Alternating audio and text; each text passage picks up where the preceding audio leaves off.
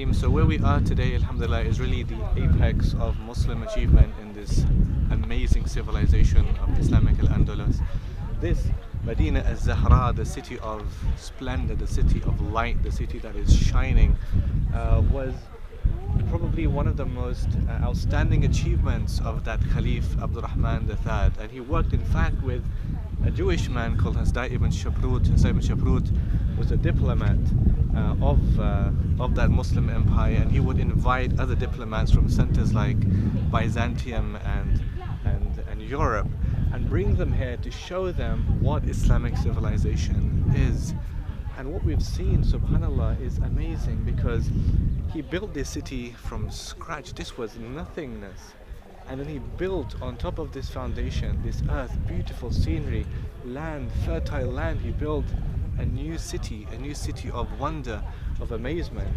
And Muslims worked in fact with other people, Christians and Jews, and they worked collectively for the benefit and advancement of themselves and other people, human civilization.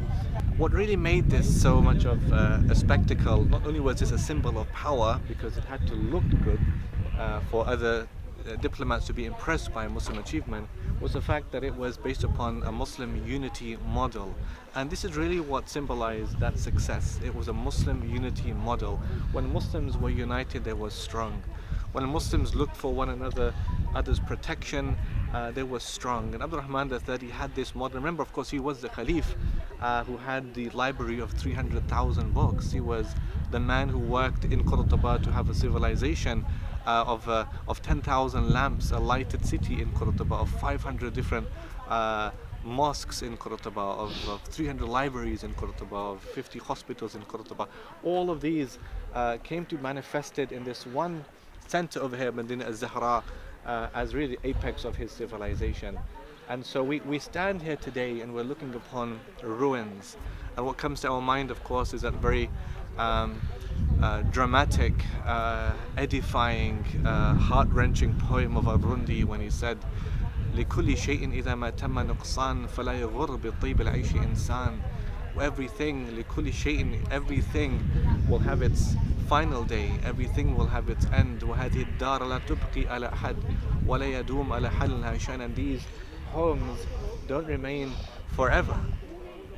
What you're seeing today of brickwork was once upon a time a great civilization. It was an amazing splendor. It was full of color. It was full of design work and sophisticated geometry, patterns and designs. But it doesn't remain forever. And then he said, وَأَيْنَ مُلُوكُ ذَوِي التِّيجَانِ مِنْ يَمَنٍ وَأَيْنَ مِنْهُمْ أَكَّالِينَ وَتِيجَانٍ. And where are the kings of Tijan? And وَأَيْنَ مَحَازُ قَارُونَ مِنْ ذَهَبٍ. And where is Qarun with all of his gold? وَأَيْنَ عَادٌ وَثَمُودٌ وَقَحْطَانُ. And where is Ad and Thamud and Qahtan? لكل شيء, all of them, ألا أتى على كل أمر لا مرد له حتى قضوا فكأن القوم ما كانوا. Upon all of them came something that could never return them back, and that of course was death, until they went and it was as if they didn't exist in the first place. It was nothingness. Now this was excavated in the year 1910, which means that for hundreds of years previously there was nothing, and there was no sign that anything here ever existed before that time. 1910 excavation work began until you see now, mashallah, a lot has been unearthed from the ground.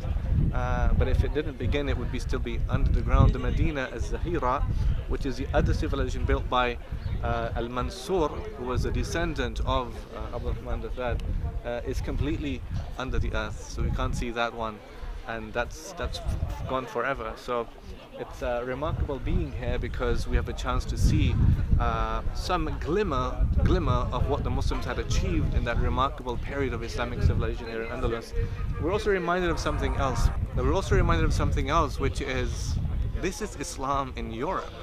This is Islam not in the Middle East, not in Al-Quds in Palestine. This is Islam in Europe, and Spain is the largest country in Europe. And so Muslims had their civilization in the largest country in the entire landscape of what we call Europe. So this of course is Europe. This is the largest country in the entirety of Europe. A lot of the names that we use today, in fact, were inspired by places like this, and from this place, the Madinat Zahrah. We think about countries in large landscapes like Portugal as Portugal, as the land of the orange, the Portugal. Other words that we use very commonly, inspired by Muslim scientists who emerge from places, cities like this, like Qurtuba, like a Zahrawi, for example, who worked on science as a father of science and surgery, and whose works were translated into Hebrew and Italian and Castilian, and then taken to the centers of Europe, into Italy, or the other inspirations from places far afield from this, Baghdad, the Dar al-Hikmah, the land of wisdom, and Michael Scott, who translated the Zij of Al-Khawarizmi, and then took that work into Italy and took it to England and France to show the world this is what Muslims are doing when they were languishing in their quite dark ages. And so it's a lot for us to be proud of here as Muslims, because of our presence in Al-Andalus, because of the unity that we had here in Al-Andalus, and because it gives us some kind of an idea of what were the factors that led to that civilization. I think at the core of it all, of course, is one of the big things is the sense of unity amongst the Muslims, which was central and key. The other, of course, is that they had the mindset of achievement and social benefit. We're reminded of the Sahabi who came and said, Ya Rasulullah, which people are most beloved to Allah? And the Prophet said, أَحَبُّ النَّاسِ إِلَى اللَّهِ أَنْفَعُهُمْ لِلنَّاسِ. The most beloved of them to Allah, those who bring the most benefit to people. And this was about social benefit.